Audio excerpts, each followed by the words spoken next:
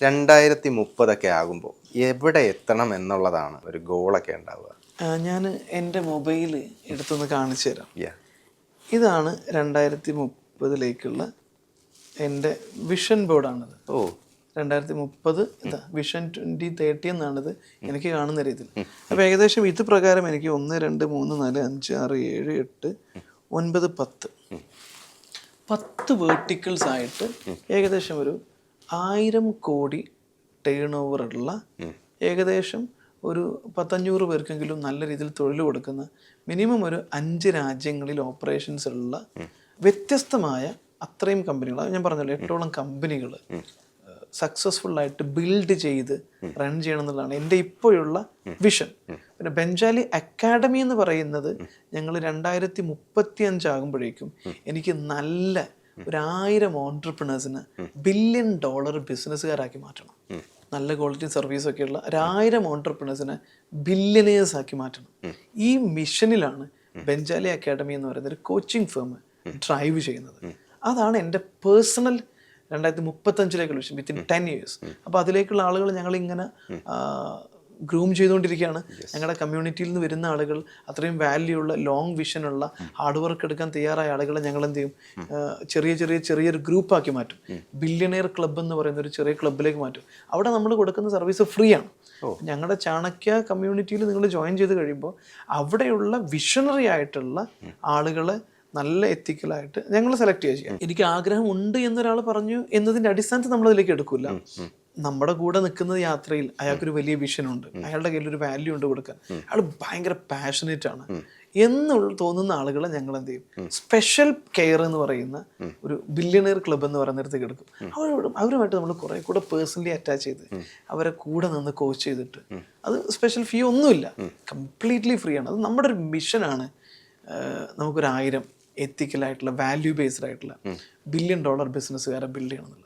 അതാണ് എൻ്റെ personal mission. പിന്നെ മൾട്ടിപ്രണർ എന്ന രീതിയിൽ വ്യത്യസ്തമായിട്ടുള്ള കുറേ സ്ഥാപനങ്ങൾ ബിൽഡ് ചെയ്യണം. അതിൻ്റെ പണികൾ ഓരോന്നായിട്ട് തുടങ്ങി. 2025 തന്നെ ഏകദേശം മിക്കവാറും ഈ പറയുന്ന 8 സ്ഥാപനങ്ങളും 2025 6 സ്ഥാപനങ്ങൾ നമുക്ക് ഓൾറെഡി എസ്റ്റാബ്ലിഷ്, 2026 ബാക്കിയുള്ളതും ചിലപ്പോൾ ഇനി പോകെ നമ്മൾ ഇനിയും പല വെർട്ടിക്കൽസിലേക്കായിട്ടും നമ്മൾ കിടക്കും. അപ്പോൾ ഇതിനെല്ലാം ഉള്ളൊരു ടൈം മാനേജ്മെൻറ്റ് എങ്ങനെയാണ് സാധ്യമാവുന്നത്? കാര്യം ഇപ്പോൾ താങ്കൾ പറയുന്ന പല വേർട്ടിക്കൽസ് ഉണ്ട്, പല ഡൈവേർഷൻസും കാര്യങ്ങളും, ട്രെയിനിങ് സെഷൻസ്, ഇത്തരം കാര്യങ്ങളിലൊക്കെ എൻഗേജ്ഡ് ആണ്. ഒരാളിന് എങ്ങനെയാണ് ഒരു ദിവസം ഇങ്ങനെ ടൈം സ്പ്ലിറ്റ് ചെയ്ത് നമുക്ക് പലതിലേക്കും നമ്മുടെ അറ്റൻഷൻ കൊടുക്കാൻ പറ്റുക? അപ്പോൾ എന്നെക്കാളും വലിയ ബിസിനസ് സാമ്രാജ്യങ്ങൾ കെട്ടിപ്പടുത്തുകൊണ്ടിരിക്കുന്ന യൂസുഫ് അലി സാറ് പുതിയ ബ്രാഞ്ചുകൾ ഉണ്ടാക്കുന്നു, പുതിയ വെർട്ടിക്കൽസിലേക്ക് പോകുന്നു.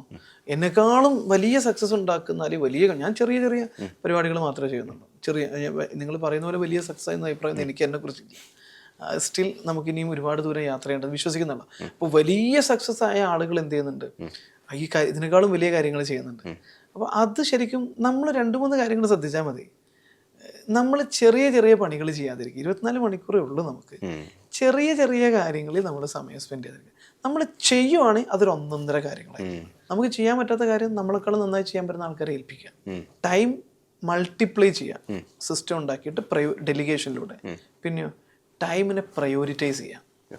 ഈ 2 കാര്യം ചെയ്തു കഴിഞ്ഞാൽ നമുക്ക് സമയം ഇല്ലാത്തതല്ല, സമയം ഉണ്ടാക്കുന്നതാണ്. എൻ്റെ വണ്ടി നിങ്ങൾ കണ്ടു കഴിഞ്ഞാൽ മനസ്സിലാവും, അതിനകത്ത് കുറേ പൊടിയും ചെളിയും. ഞാൻ വന്ന സമയത്ത് വണ്ടി കഴുകുക എന്നുള്ളത് ഞാൻ ചെയ്യുന്ന പരിപാടിയല്ല.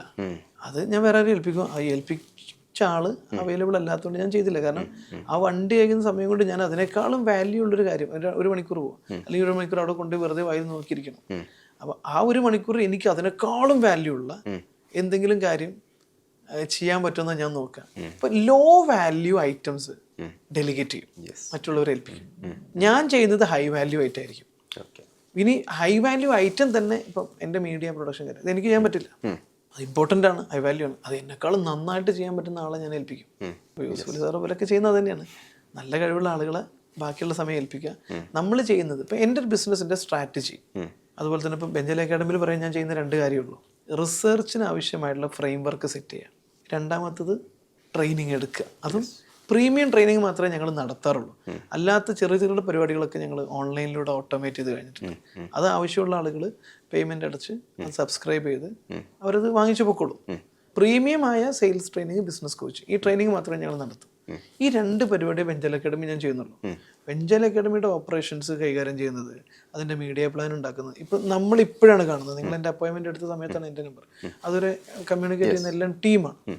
ഈവൻ എൻ്റെ സ്കെഡ്യൂൾ ഓപ്പറേഷണലായിട്ടുള്ള എൻ്റെ സ്കെഡ്യൂൾ സെറ്റ് ചെയ്യുന്നത്, എൻ്റെ ടൈം ടേബിൾ കറക്റ്റ് ആക്കുന്നത്, യാത്ര, മീഡിയ എല്ലാം ചെയ്യുന്നത് ടീമാണ്. അതിനായിട്ടൊരു സിസ്റ്റം ഉണ്ട്. വർക്ക് ചെയ്ത് കഴിഞ്ഞാൽ ഞാൻ ഫ്രീ ആണ്. ഞാനുള്ള സമയം പുസ്തകം വായിക്കും, റിസർച്ച് ചെയ്യും, പുതിയ പുതിയ കാര്യങ്ങൾ പഠിക്കും. എനിക്ക് ഭയങ്കര ഇഷ്ടമുള്ള 2 കാര്യങ്ങളൊന്ന് ട്രെയിനിങ് എടുക്കില്ല, 2 ഡ്രൈവ് ചെയ്യില്ല. ഞാൻ ഒരുവിധമൊക്കെയാണ് ഞാൻ എന്ത് ചെയ്യും, ഞാൻ തന്നെ ഡ്രൈവ് ചെയ്ത് പോകുന്നതാണ്. ഓഡിയോ ബുക്സ് പ്ലേ ചെയ്തുകൊണ്ട് ഡ്രൈവ് ചെയ്ത് അങ്ങനെ പോകാൻ ഭയങ്കര ത്രില്ലാണ്. അപ്പം ഡ്രൈവിങ്ങും ഞാൻ പഠിക്കാൻ ഉപയോഗിക്കും. അപ്പോൾ പ്രത്യേകിച്ചും ഈ ആൾക്കൂട്ടത്തിൽ ഡ്രൈവ് ചെയ്യാൻ എനിക്ക് ഇഷ്ടമല്ല. കുറേ ആളുകളും വർത്തമാനമൊക്കെ പറഞ്ഞ് ഡ്രൈവ് ചെയ്യാൻ അതെല്ലാവർക്കും പറ്റുമല്ലോ. എനിക്ക് ഒറ്റയ്ക്ക് ഡ്രൈവ് ചെയ്യാനും ആ സമയത്ത് എന്തെങ്കിലും നല്ല കാര്യം, ഇപ്പോൾ ഓഡിയോ ബുക്സുകൾ അല്ലെങ്കിൽ ഏതെങ്കിലും പ്രധാനപ്പെട്ട പോഡ്കാസ്റ്റുകൾ മനസ്സിലാക്കി കേട്ടുകൊണ്ട് പഠിച്ചുകൊണ്ട് ഡ്രൈവ് ചെയ്യുന്നത് എനിക്ക് ഭയങ്കര ഇഷ്ടം. ഞാൻ ഇങ്ങോട്ട് വന്നത് 4 മണിക്കൂർ ഡ്രൈവ് ഉണ്ട്, തിരിച്ച് അങ്ങോട്ട് ഡ്രൈവ് ഉണ്ട്. ഏകദേശം ഒരു 1.5 പുസ്തകം കംപ്ലീറ്റ് ആവും. അപ്പം ഇങ്ങനെയുള്ള പ്രയോറിറ്റീസ് നമ്മൾ സെറ്റ് ചെയ്ത് കഴിഞ്ഞാൽ സമയം ഉണ്ടാവും എന്നാണ് എൻ്റെ ഒരു വിശ്വാസം കേട്ടോ. നമ്മൾ ഇത്രയും നേരം പ്രൊഫഷണൽ ലൈഫിനെ കുറിച്ചും കാര്യങ്ങളൊക്കെ നമ്മൾ സംസാരിച്ചു. ഇപ്പം ഞാൻ മനസ്സിലാക്കുന്ന ഒരു ഓൺടർപ്രണറിൻ്റെ അല്ലെങ്കിൽ ഒരു ബിസിനസ്മാൻ്റെ പുറകിൽ എപ്പോഴും അയാളൊരു ഒറ്റ വ്യക്തി മാത്രമല്ല, അയാളെ സപ്പോർട്ട് ചെയ്യുന്ന അല്ലെങ്കിൽ അയാളുടെ കൂടെ നിൽക്കുന്ന ഒരു ഫാമിലിയുടെ സപ്പോർട്ട് എന്തായാലും ഉണ്ടാവണം. അല്ലാതെ ഉണ്ട്, ഫാമിലി ഇല്ലാത്ത ഓൺടർപ്രണേഴ്സ് ഒക്കെ ഉണ്ട്. പക്ഷേ ഞാൻ പറയുന്നത് വെച്ചാൽ ഒരു ഓൺടർപ്രണറിൻ്റെ ഒരു ലൈഫ് ഭയങ്കര സ്ട്രെസ്സും സ്ട്രഗിളും ഒക്കെ ഉണ്ടാവുന്ന ഒരു ഘട്ടങ്ങളുണ്ടാവും. അപ്പം അയാൾ മാത്രം അത് സഹിച്ചാൽ പോരാ, മേ ബി അയാളുടെ ചുറ്റുമുള്ള ആളുകളും കൂടെ അയാളെ സഹിക്കേണ്ടതുണ്ട് അല്ലേ. അത്തരം കാര്യങ്ങൾ ഫാമിലിയുടെ സപ്പോർട്ട്, ഫാമിലിയുടെ ഇൻവോൾവ്മെന്റ് ഒക്കെ നമുക്ക് വളരെ ആവശ്യമാണ്. അല്ലെങ്കിൽ നമ്മൾ ഒരു ടേക്ക് കെയർ ചെയ്യുന്ന ഒരു ഫാമിലി ഉണ്ടാകുന്നത് വളരെ നല്ലൊരു കാര്യമാണ് അല്ലേ. അപ്പോൾ ഫാമിലിയെ കുറിച്ച് എൻ്റെ ഭാഗ്യങ്ങളിലൊന്നെന്ന് പറഞ്ഞത് തീർച്ചയായിട്ടും എൻ്റെ ഫാമിലി. കാരണം വലിയ ഇമ്പോർട്ടൻ്റ്. ഇപ്പോൾ എൻ്റെ മാതാപിതാക്കളാണെങ്കിലും ഞാൻ മൂത്ത മകനായതുകൊണ്ടും മറ്റും എൻ്റെ ഒരു ആഗ്രഹത്തിനും ഇക്കാലം വരെ അവർ നോ പറഞ്ഞിട്ടില്ല എന്നുള്ളതാണ്. ഇപ്പോൾ പല ആളുകളും പറയുന്നത് ഫാദർ അത് പറഞ്ഞു, ഇത് പറഞ്ഞു, മദർ ഇത് പറഞ്ഞു. അവരെ കൊണ്ട് സാമ്പത്തികമായിട്ട് പലപ്പോഴും സഹായിക്കാൻ പറ്റിയിട്ടുണ്ടായിരുന്നു. അങ്ങനെയുള്ള പരിമിതികളൊക്കെ ഉണ്ടായിരുന്നെങ്കിൽ പോലും നോ പറയാത്തൊരു പാരൻസാണ്.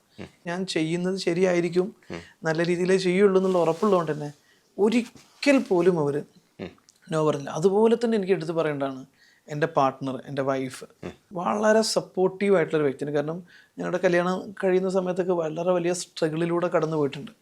ഈ പറഞ്ഞ സാമ്പത്തിക ബാധ്യതകളും മറ്റുമൊക്കെയുള്ള ഒരു കാലഘട്ടത്തിലാണ് ഞങ്ങൾ കല്യാണം കഴിക്കുന്നതൊക്കെ.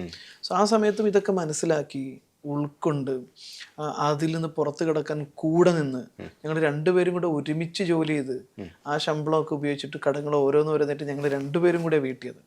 സോ ആ പിന്തുണ എൻ്റെ വളർച്ചയിലും അല്ലെങ്കിൽ ഞാനിപ്പോൾ എത്തി നിൽക്കുന്ന സ്റ്റേജിൽ എനിക്ക് ഭയങ്കര സപ്പോർട്ട്. മാത്രമല്ല ഞാൻ എൻ്റെ പാഷൻ, ഇപ്പോൾ ജോലി ഉപേക്ഷിക്കുക എന്ന് പറയുമ്പോൾ സാധാരണ രീതിയിൽ സമ്മതിക്കില്ല, നല്ല ശമ്പളമുള്ളൊരു ജോലി ഉപയോഗിക്കാൻ. പക്ഷെ അവളെൻ്റെ കൂടെ നിന്നു, നല്ല രീതിയിൽ നിന്നു. ഞാൻ രസകരമായ സംഭവം എന്ന് വെച്ചാൽ ഞാൻ ദുബായിലെ ജോലി കളഞ്ഞിട്ട് നാട്ടിലേക്ക് വരുന്നത്. കാരണം ഒരു മലയാളി കമ്മ്യൂണിറ്റികൾക്കിടയിലാകുമ്പോൾ ഇവിടെ നിന്നിട്ട് വേണം അതിൻ്റെ ഗ്രൗണ്ട് സെറ്റ് ചെയ്യാനെന്ന് തോന്നലിൻ്റെ പുറത്താണ്. ഇവിടെ വന്ന് ഓഫീസ് സെറ്റ് ചെയ്യുമ്പോൾ മക്കളും വൈഫും ഒക്കെ അവിടെയാണ്. ആ സമയത്ത് ഞാനിവിടെ ചിലപ്പോൾ 2-3 മാസമൊക്കെ നിൽക്കുന്ന സമയത്തും കുട്ടികളെ വളരെ നല്ല രീതിയിൽ അവിടെ നോക്കി. അവളവിടെ വർക്ക് ചെയ്യുന്നുണ്ടായിരുന്നു. എനിക്കൊരു തടസ്സം വരാത്ത രീതിയിൽ സപ്പോർട്ട് ചെയ്ത് ഇവിടെ എനിക്ക് റിസർച്ചും കാര്യങ്ങളും ഇതിൻ്റെ സ്ട്രഗിളിംഗ് ആയിട്ട് മുന്നോട്ട് പോകുമ്പോൾ മക്കളുടെ കാര്യങ്ങളൊക്കെ നല്ല രീതിയിൽ കെയർ ചെയ്ത് അവിടെ ഒരു ബുദ്ധിമുട്ടില്ലാതെ. മാത്രമല്ല കോവിഡ് വന്ന സമയത്ത് ഇവിടെ ലോക്കായപ്പോഴും കുട്ടികളെ അവരുടെ കാര്യങ്ങളൊന്നും ഒരു മുടക്കം വന്നില്ല. ഈവൻ എൻ്റെ കോൺട്രിബ്യൂഷൻ ഇല്ലാഞ്ഞിട്ട് പോലും അവരുടെ കാര്യങ്ങളൊക്കെ അവൾ തന്നെയാണ് നോക്കിയത്. ഇപ്പോൾ ഞങ്ങൾ 2 വർഷമായിട്ട് നാട്ടിൽ തന്നെയാണ് സെറ്റിൽ ചെയ്തിരിക്കുന്നത്. അടുത്തൊരു വർഷത്തോടെ ഞങ്ങൾ വീണ്ടും ദുബായിലേക്ക് തന്നെ റീലൊക്കേറ്റ് ചെയ്യണമെന്ന് ആഗ്രഹമുണ്ട്. അവിടെ ബിസിനസ് കാര്യങ്ങളൊക്കെ ബിസിനസ് ഉണ്ട്. ഇനിയിപ്പോൾ പുതിയ 1-2 ഡിവിഷനും കൂടെ നമ്മൾ അവിടെ സ്റ്റാർട്ട് ചെയ്യാൻ പോവാണ്. ദുബായ് സൗദി ബേസിട്ട് നമ്മൾ പുതിയ 1-2 ഡിവിഷൻ, ഞാൻ ഈ പറഞ്ഞ ഈ ടാർഗറ്റുകളിലുള്ള 2 ഡിവിഷനുകളൂടെ നമ്മൾ അവിടെ സ്റ്റാർട്ട് ചെയ്യുന്നുണ്ട്. മാത്രമല്ല മക്കളൊക്കെ അവിടെ പഠിച്ചുകൊണ്ട് കുറച്ചും കൂടെ അവിടുത്തെ ലൈഫാണ് അവർ ഇഷ്ടപ്പെടുന്നത്.